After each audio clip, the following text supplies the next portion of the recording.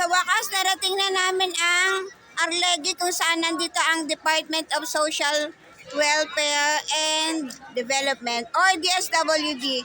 Nandito na tayo sa hangganan kung saan patungo sa San Sebastian Church na kung saan ang tinatawag na dungaw ng mahal na birhen para sa Poong Nazareno.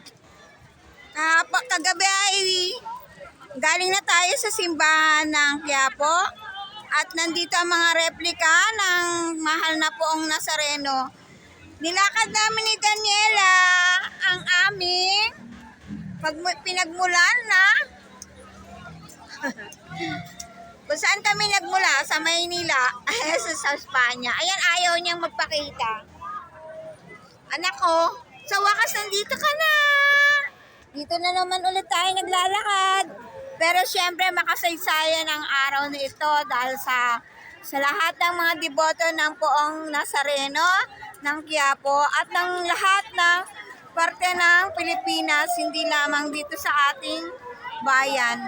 Marami ang mga namimigay ng mga pagkain at yan nga pala yung pupuntahan namin dapat na biryani restaurant ng mga Egypto, ng mga Egyptians. Dito ako saan? Dito sa DSWD. Ilang beses kaming lumakad ni Daniela yung isang taon para humiking kami ng mga requirements at saka tulong. Maraming kasi sarado na ang kalyeng ito dahil doon ang Malacanang sa kabila, Sentro Escolar sa kabila.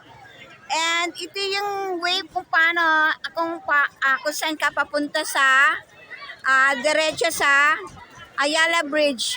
At from 4 a.m. in the morning kung saan lumabas ang andas, kung saan ang andas ng Poong Nazareno ay inilabas na mula sa Quirino Grandstand. Ngayon pa lamang at alas 6 na ay dudungaw na ang mahal na birhen.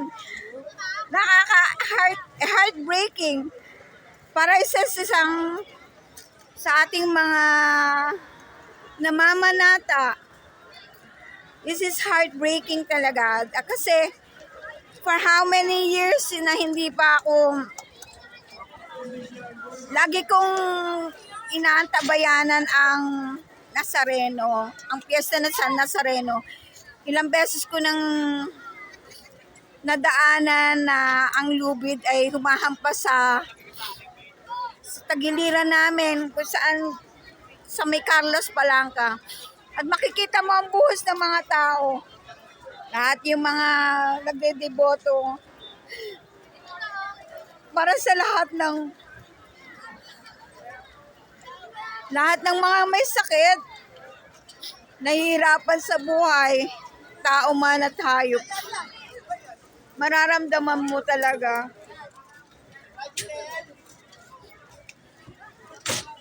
Ang debosyon natin sa Poong Diyos. Napaka-heartbreaking.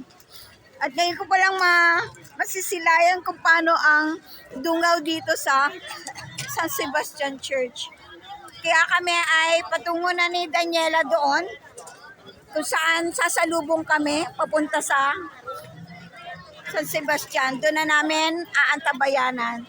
So hanggang dito na lang dahil galing kami sa Espanya, Maynila. And then dinaanan na namin ang maraming tao. So stay tuned for my next vlog. Maraming salamat sa inyong pag-antabay.